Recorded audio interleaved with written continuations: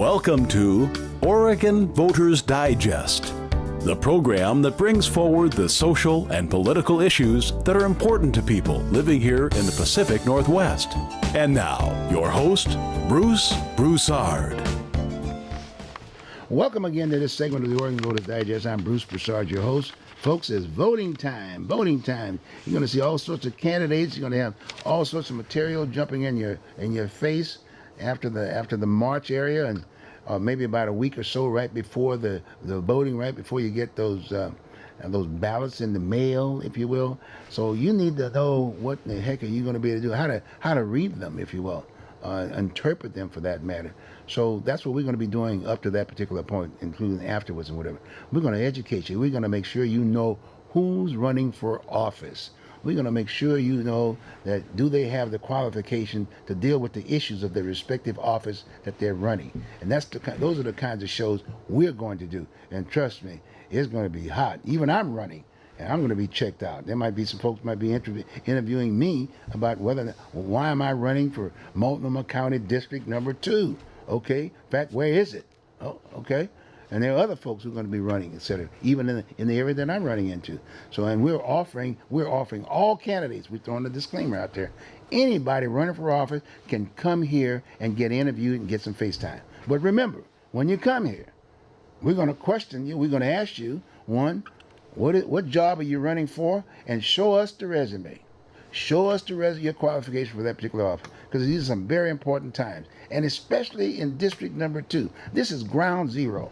The folks in that particular area, we're looking at gentrification issues, we're looking at housing issues, we're looking at senior citizen issues, we're looking at crime issues, we're looking at all sorts of things. You got to know what the heck you're talking about. And you're working with the city also too, like homelessness for the vets and stuff like that, or just homeless issues and that. If you don't know that, please don't come. You need to take the time gracefully and just walk out of the deal. But if you're qualified, hey, I encourage you, go and register and run for especially District Number 2, because I'm looking for some folks, if you will, to be able to talk to the issues, to address in District Number 2, because in all due respect, they're totally misusing that area. We had District 18, we fought for it, and all of a sudden now, nobody's there, no leadership. And I'll be right up front with it. Even the folks, sometimes I even question the folks that are there present in those positions at this point in time, because they're all up in Salem in many ways.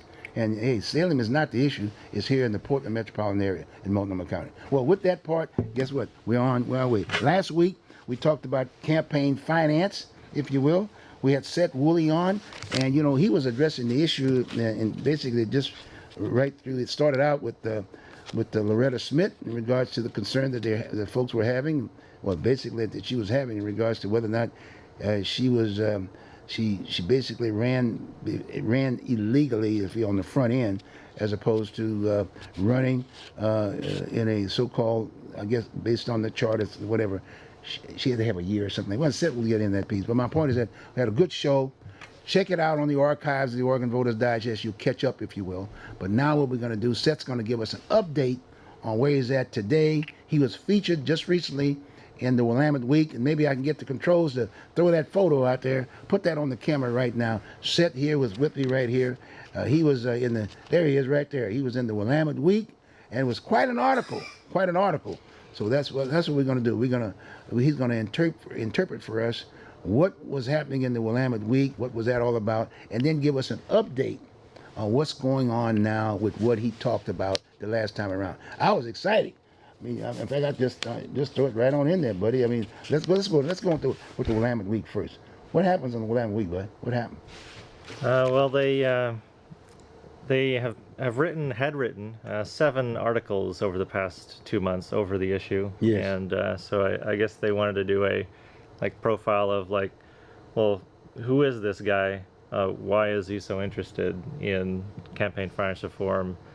Because it's kind of newsworthy. Talking about you. Yeah, people knew about Loretta, but it was like, well, what's the interest at play here? What's going on? And so it's kind of a background story right. on that, a little bit of my history and things I've done in the past regarding election reform. Mm-hmm.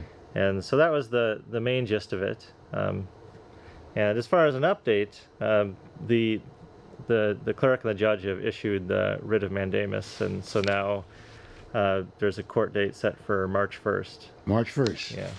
Okay. And what does that mean? That's basically the date at which Loretta Smith has to either resign and provide a certificate that says she has resigned, or to show cause saying this is why I've not resigned. And it's likely that that's going to be the scenario. I don't imagine. So is it mandatory that she's got to go to court now? I mean, she has to go before a judge and fight the case? Yeah, well, necessary? on March 1st, we'll basically have a hearing to decide a future hearing date, Oh, a because future there will hearing be date. there will likely be motions back and forth, like motions to dismiss and motions claiming all sorts of things, depositions or Okay. subpoenas or So whatever. what's your feel now? Do you think that she's going to have to resign, or do you think that she's going to be able to beat this case? I think Based on she's, that last show, we were talking about Yeah, a lot of it's other pretty folks clear. that violated the... Public statements have made it pretty clear that she is going to continue to serve as the Multnomah County Commissioner and not resign. And so it looks like it's going to be a little bit of a ask the judge to decide what the law actually is. Now, you remember the last time you were here, you also mentioned other individuals that were kind of like in the same arena. But Yeah, after the state had, I filed a complaint with the state alleging various things. There were a whole bunch of local charter issues. There was primarily just the two about campaign finance reform and the running during the midterm for another office. Right. And but at the same time, because she was putting the money into her old account for a termed out office, I pointed out that people aren't supposed to be able to do that. And what do you mean by that? You mean well, at the what does time, she have to co- so when people get elected, they'll just leave their campaign account the way it is. Okay. But during the legislative session, they will accumulate all sorts of campaign donations. Usually, the lobbyists will basically just start writing checks to all the incumbents, and they'll just Well, like, now, is that for the county to for run again for everybody, county or run for for city or whatever? legislature primarily, but Really? also county and city. This is a common thing amongst all elected officials that accept corporate money, which is 99% of them. Particularly at the higher levels, anything in a Yeah. big city or in the legislature or a big county. The smaller counties, if you look at their records, it's pretty meager. Like if you go out to Eastern Oregon, there's not going to be much campaign funding involved. But in a significant county with more than 50,000 people who live in it, there's going to be some serious money flowing into the system. And that money continues all through the election period. Oh, really? And there was a time in some places in the legislature, there are rules against taking money during the legislative session. However, they'll take it before, right up to that date. They'll send out mass emails saying, oh, please get it all in before, because I have to stop. Wow. And my opponent is going to be raising money. Or maybe they're an incumbent and they're like, oh, well, we have this situation where maybe my opponent isn't elected and therefore they're not subject to that rule. So they'll claim, oh, we need to collect Now- as much money as we can because I have to stop because of this ethics rule for a little bit. Like we have this short session, which is only a very short time period, like about a month. And supposedly, like I've read emails because I subscribed to all the emails of all these legislators. Oh, did you? Where they, yeah, that's how you find out what they're What are they doing with the money? what they're talking to people, how they're soliciting funds. And what they'll do is they'll say, I'm not going to be able to fundraise for a month and I'll get behind, and so they'll just keep sending out emails soliciting money, and usually it'll be lobbyists. Generally speaking, the number of small donations is dwarfed by the big PAC donations and corporate donations. And that's everybody from the top on down. Yeah. I mean, right from the In the swing district, sometimes you'll get where you'll get a professional fundraiser will get paid out of the money from the PACs, and then they'll go out and get smaller donations to make it look like they have a lot of donors. But initially, they really wouldn't have if they hadn't gone out and done that.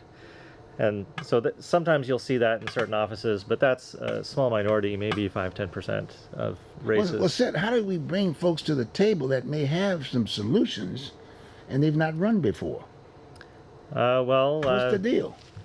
Well, I would suggest campaign finance reform, where we say you Okay. can't donate very large amounts of money. Okay. Oregon has no limits on campaign donations at the moment, other than Multnomah County, Multnomah which we County. just passed. Now they have it.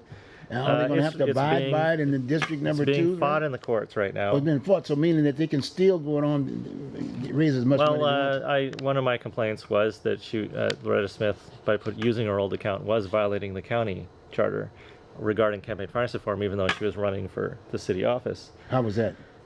Well, they are delaying enforcing that until the validation action completes, which could be, indefinitely, because that may get appealed all the way up to the federal Supreme Court. So we will likely see no action on that period. There's been no injunction. As part of one of my complaints was you must enforce this because it is it was passed. It has not been by the people. 89% of the vote in Multnomah County.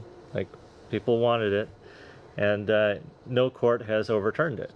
So normally you would enforce it, and then somebody would say, "Oh, you shouldn't enforce it," and I'm gonna sue you, and it's upon them to sue and say it's unconstitutional and get a court injunction. Well, so far, no court has made an injunction. So, as far as the normal pattern of law is, it would be considered the law, and you should just enforce it. Did you look at the other campaigns, folks who are running for district number 2, and the chair, for instance, Deborah Kafori? There are so many races. But what about those? Those specific? I'm kind of, not that I'm that interested. They're significant. I've seen. How about Deborah? Is she legit? I mean, she's kind of keeping it at $500 or? I can't say for certain what oh yeah, Deborah has been keeping it under $500. She's been keeping it under, but people send her money, and she sends it back or something. Yeah, I looked into all the other races basically. Okay. And so the last time I checked, people were staying consistent. In a few cases, there were a couple cases where they had gone over, but what had happened is somebody sent in a check, it got cashed, but then they returned the part that was over. That happened in Deborah Kavori's case. It was a quick turnaround. There was also another case How about where McGee? Was it McGee? No, I haven't seen anything with McGee so far. I think he's raised $20,000 at this point in time. Yeah, but you didn't check that one out. I haven't. Okay, I want to make sure that one's I didn't clean. see anything on that one yet, but I'll. That race, okay, check it out. I check every now and then, but I. Now what about this other guy running for city council? Running about $60,000-$70,000. Oh, Stuart Emmons. Stuart Emmons. Now, now what about him? He hasn't filed. So he filed. What's the deal? When did he So file? he did actually amend his. After I complained about him, he did amend his campaign account to that seat. Did he? How much money did he have beforehand? He hadn't, last time I checked, filed for office, but that was a few days ago. So I need to go back and check and see if he's actually filed. That number He had about $80,000 in his account. $80,000. Yeah, $80,000 of money that was just in a campaign account with no current office listed. It was his old office, and this is one of the problems I have with. Why I complained when Loretta Smith was actually fined on that part of it because the state had determined that she was indeed a candidate according to the campaign finance system said she was a candidate. So she was fined $250, and because she hadn't updated her account, and so I said, well, this is fascinating because I have witnessed myself looking through the records that it's highly non-complied, like that people are not complying with it. And it makes it difficult for people to follow the money. If you don't know what race these people are running for, because they could be like some of the excuses I've heard are, well, I'm just going to run for the next seat. Well, if you don't put that in writing, I have no way of knowing if that's for certain. Because you could be running for governor or secretary of state, and when somebody goes on and looks up the records, they have no idea that the money is actually going to that race because you're not updating your campaign account. Wow. Like, it doesn't make sense for us to have to look at all of the old, inaccurately filed campaign accounts with old dates, old election dates, and say, this money could be for any potential office. Like, that's not transparency, and that's not how the system was designed. And in fact, as I pointed out, it's not legal. Wow. And that she got fined, like Loretta Smith got fined for it. And I was like, well, she's right when she says, well, is it a double standard? Now, I filed on this one because I was filing on other things, but I think she had a valid point that there are other people doing similar things, and so I analyzed all of the records because I keep a digital database of all of the ORSTAR data. That's the Oregon Campaign Finance electronic filing system, and so I wrote a system to automatically provide me a mirror copy of it. That every 3 times a day it automatically synchronizes. And I did a mass scrape of all of the statements of organizations for all the candidates. Okay. And I wrote a system that would analyze all of them to find violators. And then I went through and determined if they were in debt, because I figured if you're still in debt, you can have an older campaign account and still collect money. But if you don't have campaign debt and you're collecting money and you're not even running for that office anymore, wow, something's wrong. And not running for any office. I mean, I think about Stu, $80,000. Yeah, I set a limit at $500. If you're under $500, I figure we'll deal with that later. Because my first run found 119 violators, and I thought, all these, like, if a third of them are under $500, maybe that's just being petty. So I cut them out and limited it to just 80. I see. 83. Stuart Emmons was in that list, of course. He was in that list at 80,000. Now, you said his old account. Well, I think, what was he running? He was running for city council or something at one time? Yeah, he ran for a different position. Yeah. So as you know, there's a staggered seats. So there'll be like 1 and 4 and 2 and 3 at 2 different. And so he'd run for 4, but he needed to run for either 2 or 3 in the next time around. Ah, so his was listed as position 4 for 2016, not 2018. Right. So, and that's when he ran against Chloe and Nick. Oh, that's right. That's right. Novik. It was Novik. Yeah, he ran against Novik. But I guess the thing I'm interested in, he had that money left there running against Nick, right? Novik. Novik and Nick. Chloe. Yeah, Kobe. Yeah. Okay, Kobe. He had that money in that piece. And then how's he campaigning? But that wasn't all of his money. He got a bunch of money recently. Yeah, but I'm still saying that money was supposed to have been running for. Does he give the money back? He lost the race. So that's an interesting question. How do you play the game with that? That's an interesting question. There are some people who have money, and for example, Dan Salzman has about $80,000 himself, and he's not running for office. Right. So what does he do with the money? So what does he do with it? Well, state law says you can donate it to a nonprofit, like a 501c3, any other political committee, but you can't spend it on yourself. Wow. Like you can't just like up and buy a car or something for yourself. Wow. That would be illegal. But there are avenues to dispense of that money in appropriate ways that would be legal. Right. I don't know what, like, you could ask Salzman if you run into him at the gym or something. Hey, Salzman. Give me. I need 80,000, Salzman. Yeah.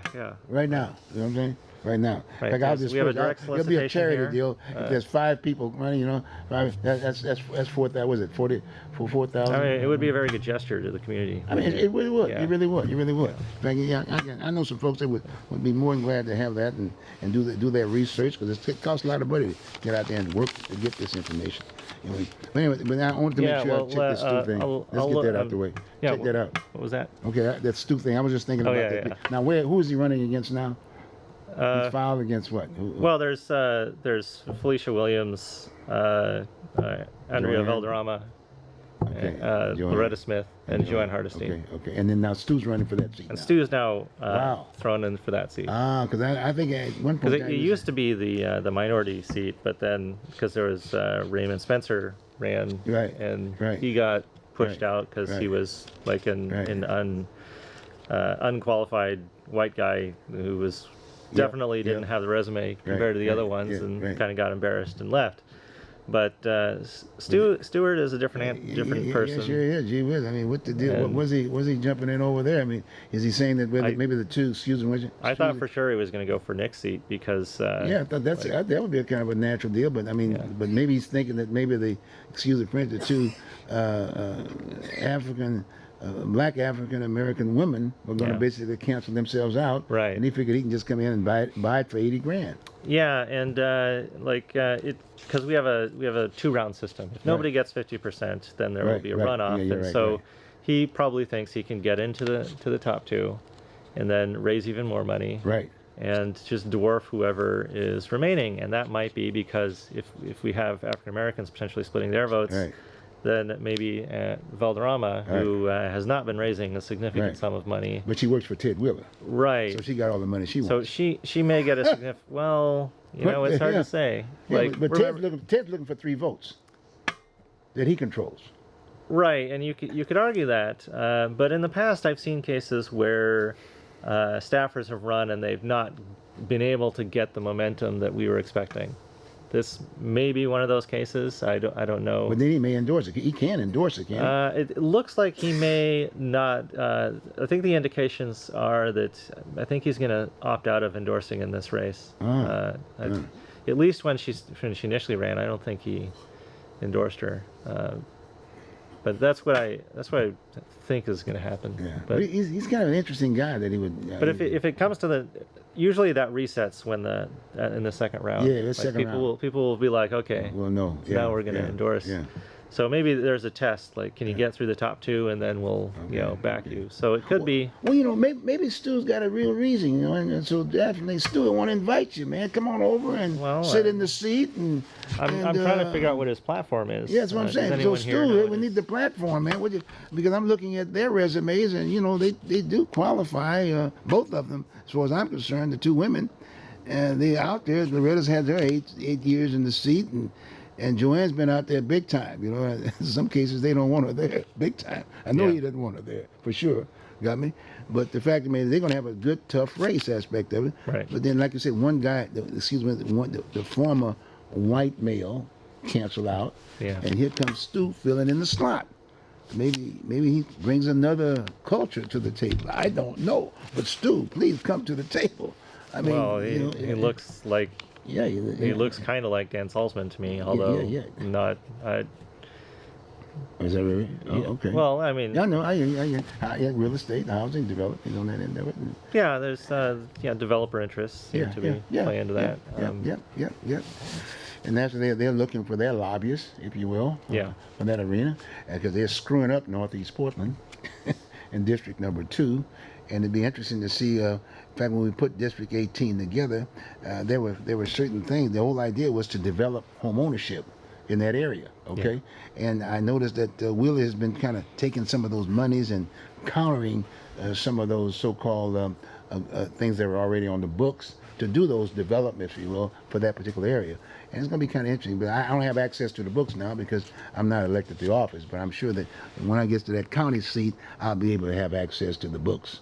Maybe, and Will and I are such. Well, you should be able to request. Well, you can't get books. nothing. You can't get nothing now. Why not? No. He's for some strange reason he just doesn't speak to me. I don't know why. I'm a nice guy. Well, you can do public records requests. Is that what it is? Can you do that? Part of my background is Really? I've done lots of public records requests. Oh, good. Well, Seth, you're going to have to come here for other things. Yeah, we got other things we got to deal with. This is good. This is really There was good. the time I requested all of the air pollution permits for everyone in Multnomah, Clackamas. Oh, okay. Yeah, Okay, in cool. Washington counties, and Okay. that took a year. Really? Yeah, it was a big battle. Wow, buddy. The DEQ is kind of a mess. Gee. They've seen the bullseye. Well, look, this has been good. Why don't we shift over to another hat that you wear, and that's the Green Party. Yeah. And, because like I said, people need to know that you can hang your hat anywhere because bottom line, you have to file if one of those entities. You got the Green Party, you got a non-affiliated party, you got the Independent Party, you got the Republican Party, and the Democratic Party. That's the only way you can vote. Yeah, right. There's Working Families Party, you got Libertarian Party, Can they Constitution vote too? Party. Are they legit? That's right. They're legit too. Well, they have ballot access. Yeah. They got ballot access. They'll say. So you got all these different groups aspect of it, but you've got to be registered with one of them in order to be able to register to vote. And so the key is that you need to get out there and vote. These are you can the tough times right now. register unaffiliated, but yeah. Yeah, unaffiliated. You can do that too. And to me, I like the unaffiliated. It's like a good gumbo. I mean, you got all kinds of stuff there. You can just keep dumping the stuff in there. You know what I'm saying? And that's why I've got my shingle right now today.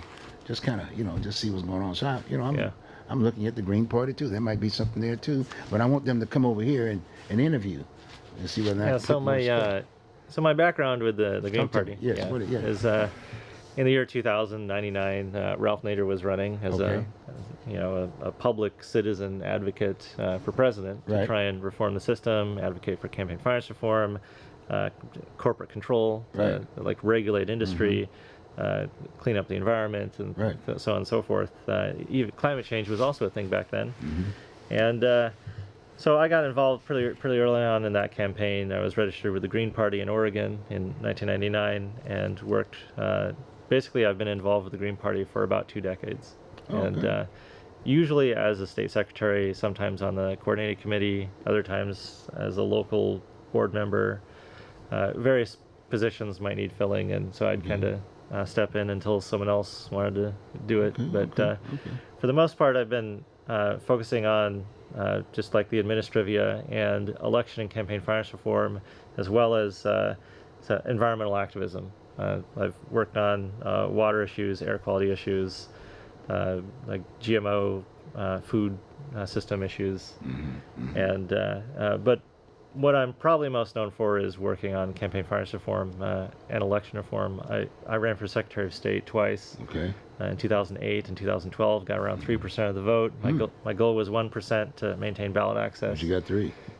Yeah, it's pretty much you can put your name on the ballot with the Green Party next to it, and you'll get between 2 and 3%. So you don't have to spend much to get that, but like we don't have a lot of money, so there's that. And I think people would want to know what the Green Party actually stands for. You're right. That's exactly. And what do they stand for? Yeah, it stands for peace and nonviolence. Peace and nonviolence. Yeah, peace and social and economic justice, grassroots democracy, and basically sustainability.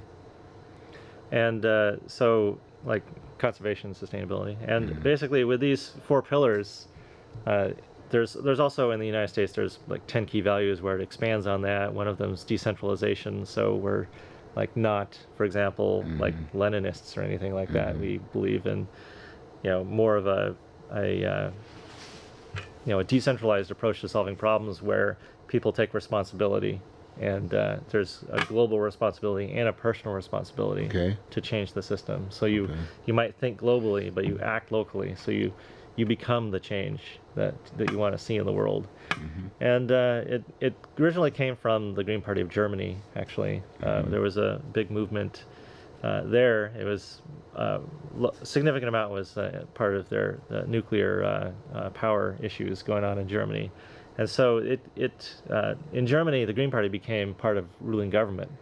And some people in the United States, inspired by the success in Europe, while they did have proportional representation in the United States, it would be a heavier lift, but they were still inspired by it. And so in the 80s, they kind of got together and started creating little state chapters. And that grew up into the Association of State Green Parties, and then it became a formal FEC recognized federal Green Party of the United States. You have all sorts of different state groups that are affiliated together, and they all form a part of like basically a citizen-derived, like no corporate donation group that pushes for these pillars and philosophies where we think in terms of the 7th generation ahead and try to solve problems in the long term and not try to do short band-aid solutions, but really significant long-term stuff. And so it's interesting. There are a lot of local officials all across the country that are elected who are members of the Green Party. It's really hard to get in through the 2-party system here. But we're affiliated with, it's one of the few international parties because we're affiliated with Green Parties all across the world. There are Green Parties in Africa, South America, Australia, parts of Asia, big in Europe, and allied with a number of other parties in many of those cases. The Pirate Party and the Green Party work together quite a bit in Europe. That's like digital freedoms and whatnot. And so it's kind of like a very big party in the sense of the scope of it. It's not like there's no Democrat and Republican Party equivalent in much of Europe, for example. But in the Green Party, we're actually affiliated together and work, cooperate on policies and stuff. Well, what about that stance on, let's say, big government, small government? Which one? So it's more of a decentralization approach. So you want to put the power at the lowest level it's effective. But it's not like anti-power in a sense. It's like you use government for the people. And so right now it's kind of a plutocracy of where it's ruled by money. And so we want to get away from that. Once we put it in the hands of the people, I think people will put it in more appropriate places at more local levels. What about social issues? On social issues, it tend to be very what might be considered liberal, like very ahead of the curve on liberal. So very pro gay rights way early on, very pro legalization of marijuana very early on, and things of that nature. So extremely libertarian in terms of social issues. Well, hey, this is great. What do you think? Anything else we want to say? I do know that next week I'll probably be interviewing Dan Meese. Dan Meek, yeah. Dan Meese is going to be coming. We're going to talk about the whole issue of the $500, the cap routine, Right. the rationale for doing so, where is he at. I understand he's got a package that's sitting up right now for the city of Portland, and other areas throughout the state, right? You guys are still, and you're part of that. Yeah, there's team. there's proposals at the statewide. See that? Yeah, right, Yeah. right. So you guys And the city, yeah. right in the city, whatever. Okay, fine. Well, this has been great. Yeah. Well, thank you very much for the update, and you're going to keep us up to date and periodically come on over and let us know where all this other stuff is, because Right. the closer we get to March 8th, I think it's March 8th, right? That's when the door closed for candidates. That's about, yeah. Yeah, in fact, why don't we just kind of like wait about that particular time, if not sooner. If something big comes up, I really wish you'd like Yeah, come you on can back. just I'll give you a call me call. and I will. I'll That's a good deal. I like that. try Okay. and fit it in. That sounds good. Okay, guys, we're going to take a short break, and then we're going to be back with our second half hour. And boy, what a guest we've got on the second half too. Sounds good. Take care, Seth. It's good, Seth. Yeah, thanks.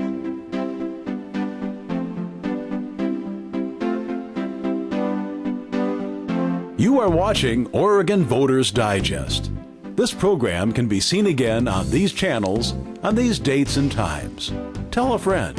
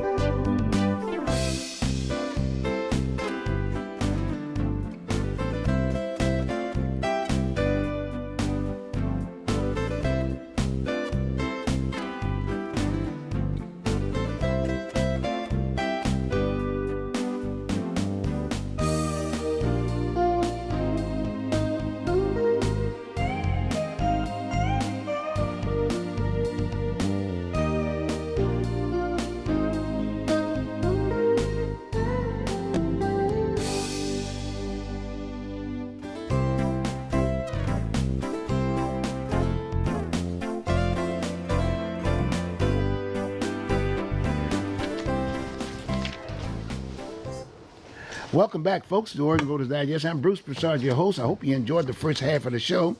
And we're going to go now to our second half of the show, and then hopefully going to be very interesting. And you can always check in on the Voters Digest for the archives and whatever, for the last shows and whatever. You can even comment and whatever. Hopefully you like what we're doing, and we're always looking for improvement. So, hey, put it down.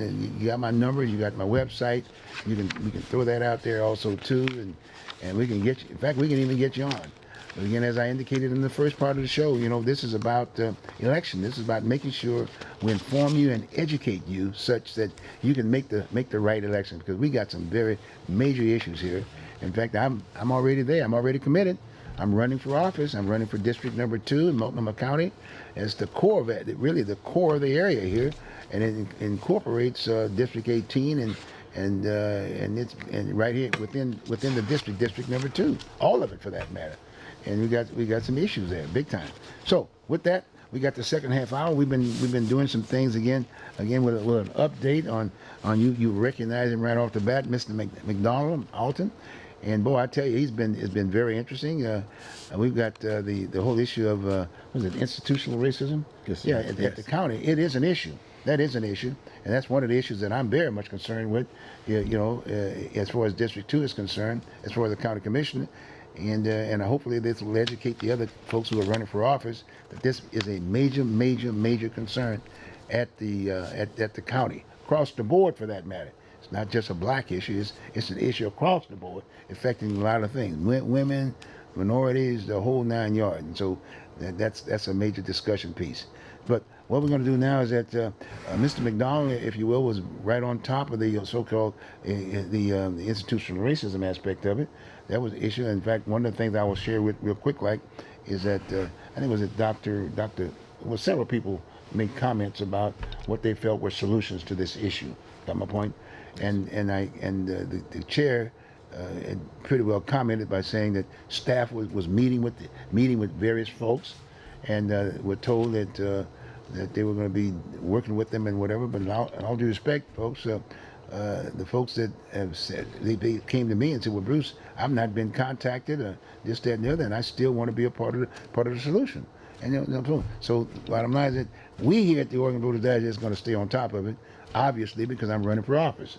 That's going to be an issue of mine. Every time I appear on any show, I'm going to be talking about that issue of institutional racism. It's not just at the county, folks. It's at the city. It's at the state. It's all over the place. So now's the time for us to talk about it, because it's solvable. It really is. We just got to understand we got to jump up to the rail. Okay? With that, Mr. McDonald, how you doing today, sir? Fine, thank you, sir. You're looking great. Yes, sir. You Thank look, you, boy, sir. you're good man. You're good man. You're good man. You're good Yes, man. sir. Well, why don't we just start off by saying any little updates on that whole issue of institutional racism that you feel, and anything else on your mind?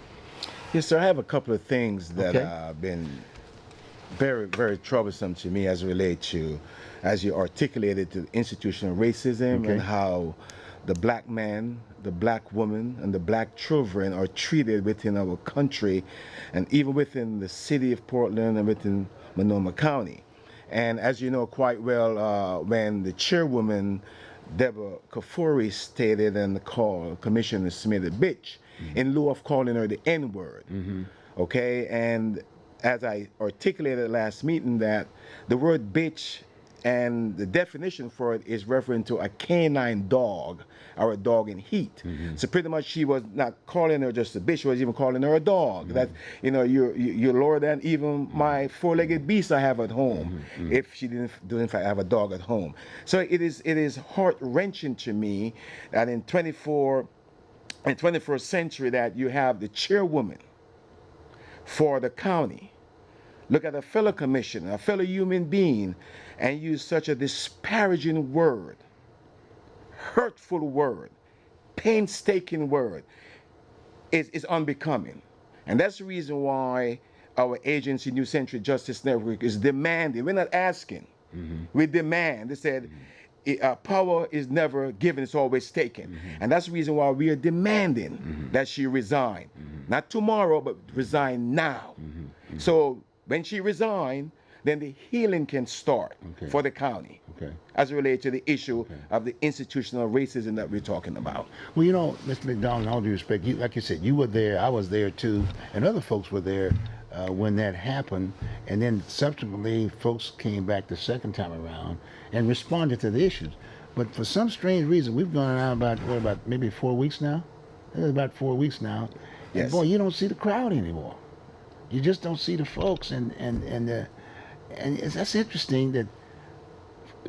Why is it that folks can't see that this is a serious matter, and what you and the way you are sharing it is very serious. It's something that really hits home. What do you think may be the problem? I just can't put my thumb on what the real issue is that relates to the community being so docile, or the community being probably stepping back. Then the church have always been the leader in the black community. The church has become silent the church has become quiet. And so the people are following the lead of the minister. So if the minister is quiet, then the people remain quiet. And sometimes you may have people on the take because they're on the shove. So sometimes they're bought, they're paid for. And so because of the fact that they have gotten money, received money, taken money, then they decide not to say anything. And so that's the seriousness of the issue. But if you're not on the take, if you're standing up for what's right, if you're delivering God's word unadulteratedly, then you will stand up and defend justice. And so if you're not doing those things, then there's a question sign whether or not you were called by God, or you call yourself and say God called you. As a minister who should be speaking up for what's right.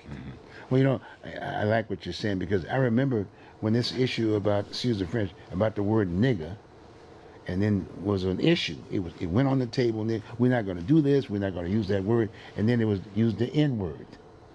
And people say, they use the N-word. And now today, the nigger's back on the table. Yes. And the N-word is not there. And then the same thing with the B word, i.e. the bitch word. The idea now, all of a sudden, you know, people were saying, well, that's a foul name. Why don't you just use B, the B word? Yes. You got my point? And in all due respect, because I'm familiar with this deal, we got to start somewhere. That's why I'm talking about, you're not going to really get into the meat of the institutional racism until we recognize it is an issue. So we can get into it, because we don't need to go right back to the same situation as if to say it didn't mean anything, because we do have a movement on sexism in this country right now. In all due respect, it talks to the majority. It's white women and then black women, but they're not bringing them into the table together to deal with that historical issue of the plantation. And that's where I'm always constantly making that point about the Lincoln Republican piece. Yes. Lincoln was the one, i.e. blah, blah, blah, talking about peace. But we still have the situation that we have today. But I thought I'd throw that on the table just to, because I know you're there, and I mean, you've been there consistently, and you made sure that the idea that it's sticking on the wall. You see what I'm saying? Yes, sir. It's Yes, sticking sir. on the wall. And that, I really appreciate that, and I think a lot of other people appreciate that, because a lot of people were saying, well, you know, on the other side, saying, Bruce, I just can't use the word. You know, I would not call, you know what I'm saying? But the bottom line is that the purpose, if you will, is to solve a problem that exists at the county in my district. Yes, sir. That's where my Yes, sir. head's at. Yes. And folks need to understand that. That's right. And thank you very much for doing that, okay? Yes, thank you. All right, You're sir. welcome. Now on your other issue you want to talk about? Yes, sir. But just I heard it's been rumored. Uh-oh. I don't know if it's factual or not, but I heard that the chief of staff for Chairwoman Kafuri is stepping down. Oh, really? That's what I heard. I don't know if it's true or not, but it's yet to be seen. Really? And I hope that the chief of staff, if she is stepping down, it's a good thing, because if I was in that position, I would never work for another human being who disrespected another human being in the position that the chairwoman does in fact have, and the power that she have with the position, to degrade and use those disparaging remarks against a fellow commissioner, a fellow human being. So I hope that it is true and that it's not just a rumor.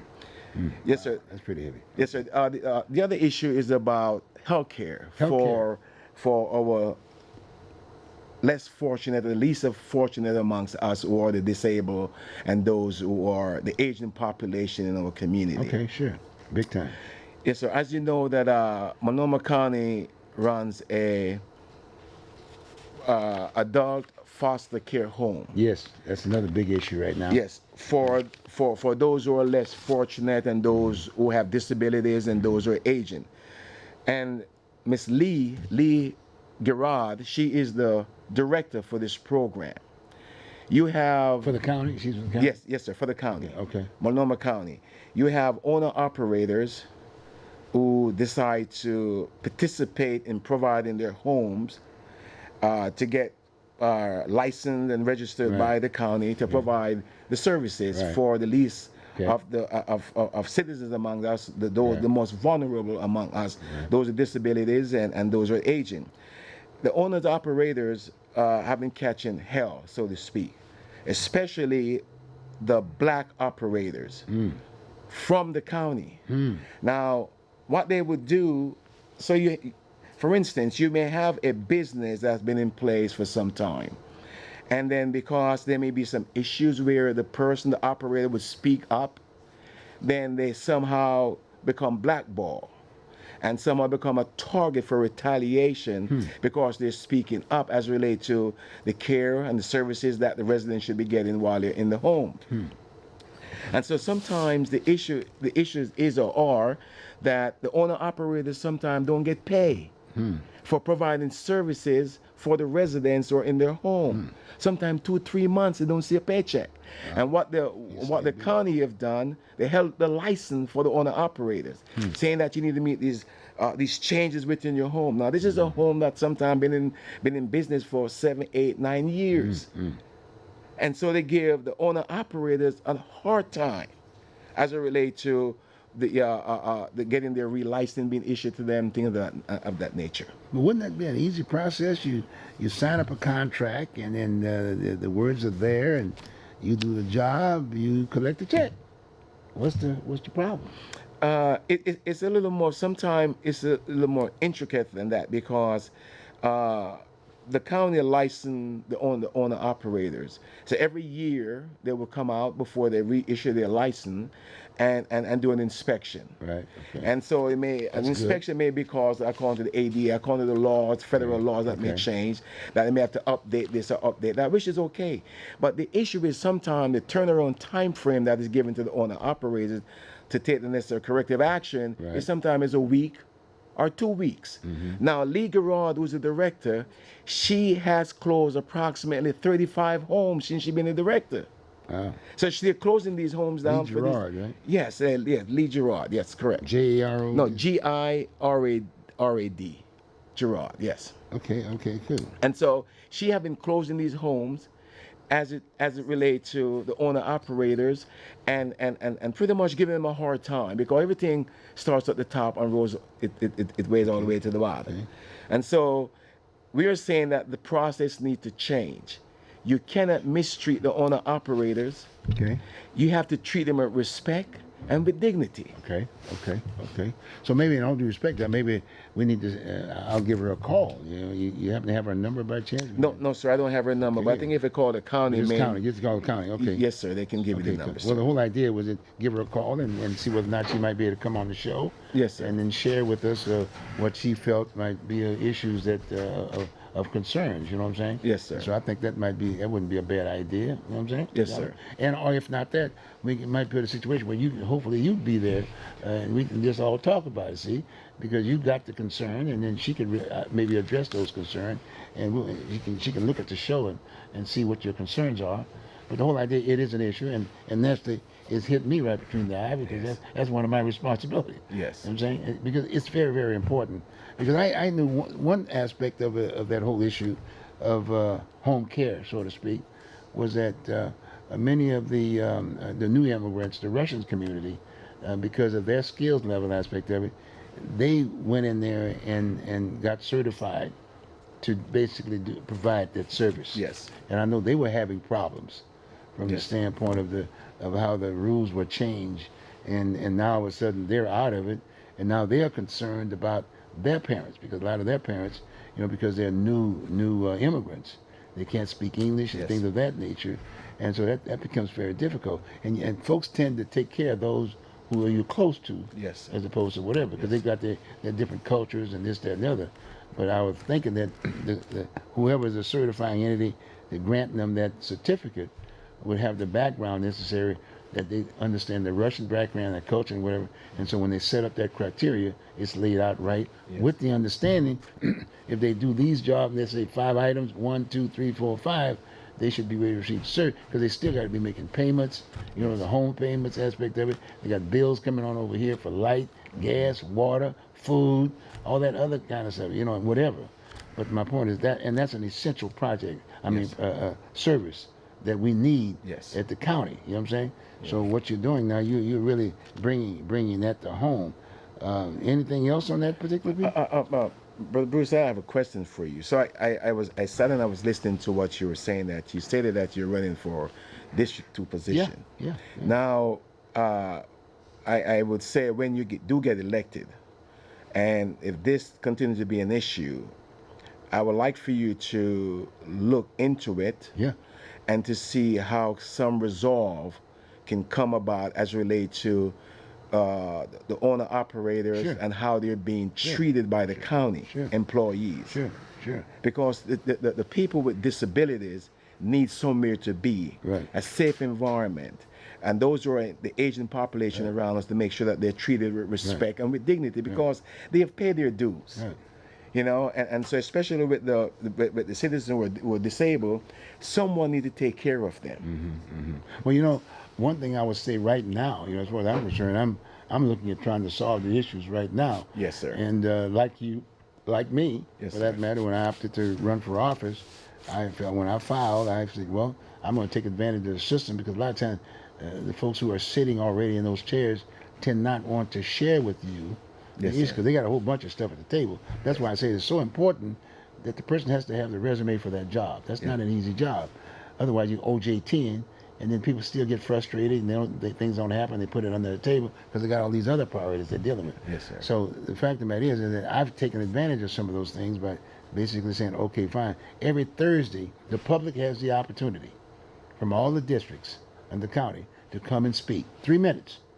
And then hopefully we respect, if they need more time, a lot of times the sitting chair or whatever would basically will direct their staff to talk to them, like et cetera, like you were talking about. Yes, sir. And hopefully the other county commission would do the same thing. Unfortunately, for some strange reason, that's not happening as much as it should. But again, I would invite them to one now, while I'm still sitting over here, Yes, to come to the county commission meetings. And those folks who are concerned, and in fact, those folks who are hurting, you know, we don't want them to close up. You know, we That's want right. to keep Yes. them there. That's And if right. they're doing something wrong and they've not met certain criteria, then get it cleaned up. Yes. You know, get it done. Yes. Because those folks, the aging folks, they need that support system, big time. So I would encourage you, every Thursday at 9:30, the public is given the opportunity to speak. And they can say whatever's on their mind. You got 3 minutes, etc. If it's something that is really they're interested in, and you bring in they'll give you more time or whatever. But that's the first vehicle, and then the next vehicle is call up the Lee Gerard director, and tell them about your problem, and tell them to put it down in black and white in paper.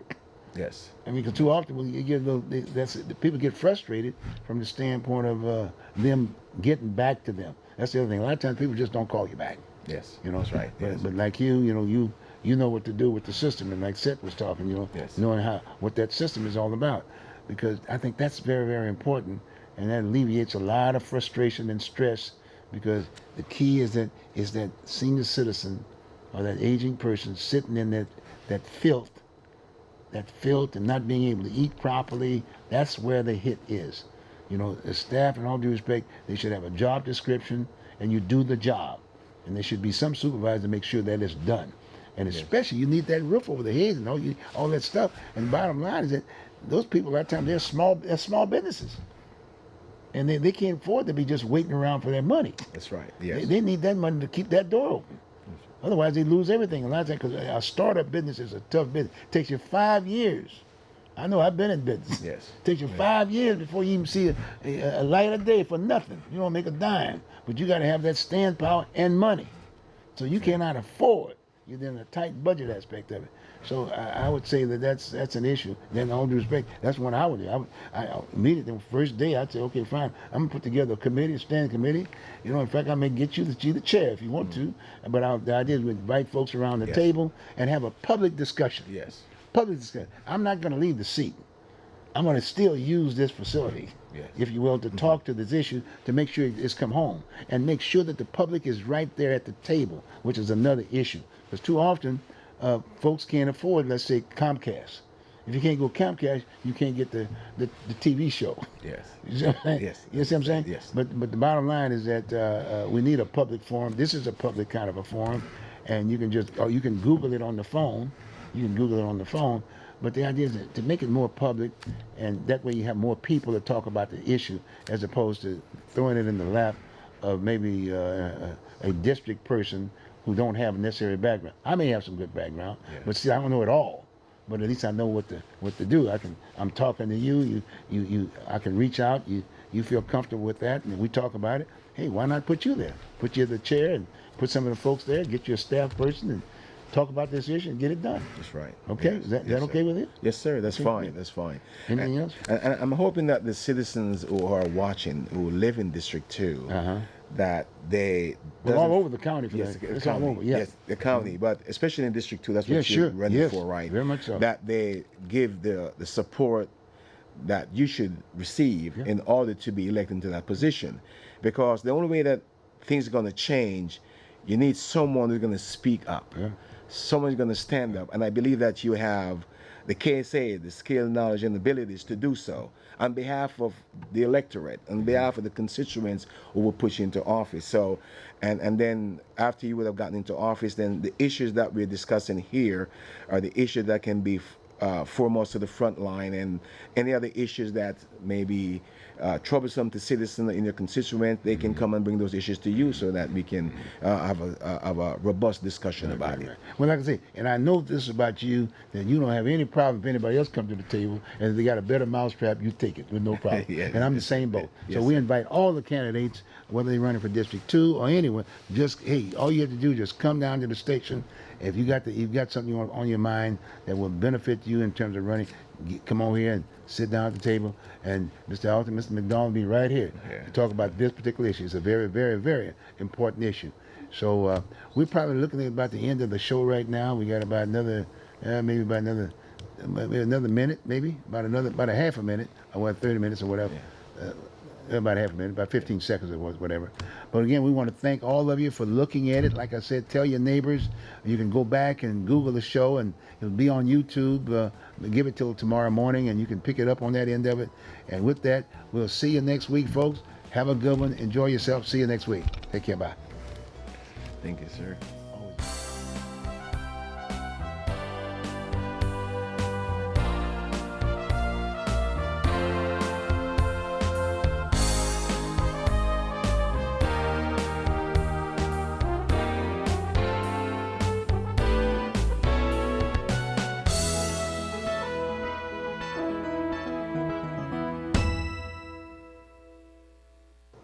Hey folks, I'm Bruce Broussard, and as you might know, I'm running to be your next county commissioner. But I will continue to host our Oregon Voters Digest and will likely share my views on important issues here. And since this is going to be a very important election year for everyone, I'm opening this platform for other political candidates to share their views too. So, if whether you're also running for Multnomah County Commissioner or if you are going to be on the ballot in any other position in our viewing area, you are welcome to come on this show and tell us what you are all about. This is an open invitation to anyone running for any office in the Portland area. We broadcast our show live every Sunday afternoon here in Northeast Portland and would love to share the stage with you. If you're interested, send us an email at ovdguests@gmail.com. The email should be displayed on your screen now. So, come on down, write me an email, and tell me who you are, what position you're running for, and maybe a little about yourself. Again, our email is ovdguests@gmail.com. Even if you're not running for office, be sure to stay tuned over the next several months. You're going to want to know how your candidates stand on the issues and how they plan to represent you. Have a great week, folks. Everybody, I love you. Take care.